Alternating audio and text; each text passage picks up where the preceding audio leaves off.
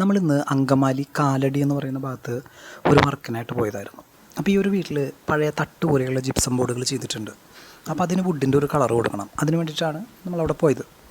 അപ്പോൾ അതിൽ നമ്മൾ അടിച്ചിരിക്കുന്നത് ഡുലക്സിൻ്റെ എമൽഷൻ പെയിൻറ്റാണ്. 7212 എന്ന് പറയുന്ന കളറാണ് അതിനടിച്ചിരിക്കുന്നത്. അപ്പോൾ പലരും ചോദിക്കുന്നൊരു സംശയമാണ്, ഈ എമൽഷൻ പെയിൻറ്റ് അടിച്ചു കഴിഞ്ഞാൽ ലൈഫ് കിട്ടുമോ, അത് കംപ്ലൈൻ്റ് ആവുമോ, വെയിൽ കൊണ്ടാക്കി കേട് വരുമോ, മഴ കൊണ്ടാക്കി കേട് വരുമോ എന്നൊക്കെ. നമുക്കതിൻ്റെ ഉത്തരം ഒന്ന് ചിന്തിച്ചാൽ മനസ്സിലാവും. നമ്മുടെ വീടിൻ്റെ ഓടിൻ്റെ മുകളിലും ഭിത്തിയിലൊക്കെ അടിക്കുന്നത് നമ്മൾ ഈ വാട്ടർ പെയിൻറ്റ് തന്നെയാണ്.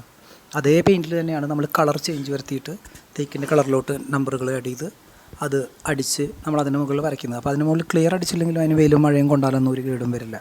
പിന്നെ നമുക്ക് വേണമെങ്കിൽ പല ക്ലിയറുകളും വരുന്നുണ്ട്. അതിന് മുകളിൽ എമൽഷൻ്റെ മുകളിൽ നമുക്ക് ഏത് മെറ്റീരിയൽ വേണമെങ്കിലും അടിക്കാം. PU അതല്ലെങ്കിൽ മറ്റുള്ള ഏത് ക്ലിയറും നമ്മുടെ നാട്ടിൽ ഇറങ്ങുന്ന അടിക്കാം. പക്ഷേ ഇത് അടിക്കുമ്പോൾ ശ്രദ്ധിക്കേണ്ട ചില കാര്യങ്ങളുണ്ട്.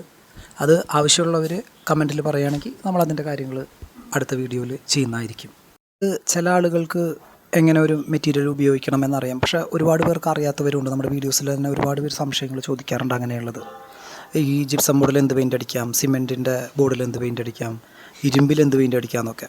ഓരോന്നിനും വ്യത്യസ്തമായ പെയിൻറ്റുകളാണ്. പിന്നെ എന്തുകൊണ്ട് നമ്മളെല്ലാവർക്കും ചെയ്യാൻ പറ്റുന്ന ഏത് ഷോപ്പിലും വാങ്ങിക്കാൻ കിട്ടുന്ന മെറ്റീരിയൽസ് നമ്മൾ പറയുന്നതെന്ന് വെച്ച് കഴിഞ്ഞാൽ അതാണ് സാധാരണ വർക്ക് ആദ്യമായിട്ടൊക്കെ ചെയ്യുന്ന ആളുകൾക്ക് ചെയ്യാനായിട്ട് പറ്റുള്ളൂ. അല്ലാത്തത് ചെയ്യണമെന്നുണ്ടെങ്കിൽ ഒന്നുകിൽ നമ്മൾ ആ വർക്ക് കണ്ട് അല്ലെങ്കിൽ ഒരു പ്രാവശ്യമെങ്കിലും ചെയ്തൊരു എക്സ്പീരിയൻസ് വേണം. അല്ലാതെ നമുക്കത് ചെയ്യാനായിട്ട് ചിലപ്പോൾ ബുദ്ധിമുട്ടായിരിക്കും ഈ മറ്റുള്ള വില കൂടിയ പെയിൻറ്റുകളൊക്കെ ആണെങ്കിൽ.